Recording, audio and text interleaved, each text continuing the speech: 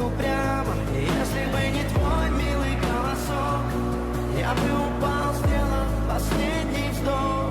И звезды мирно падали, как будто для меня. Я каждый раз загадывал тебя не потерять, но больше не могу, я просто мучаю себя. Теперь ты больше не моя. В камине в 6 утра фотография твоя, горят воспоминания о тебе.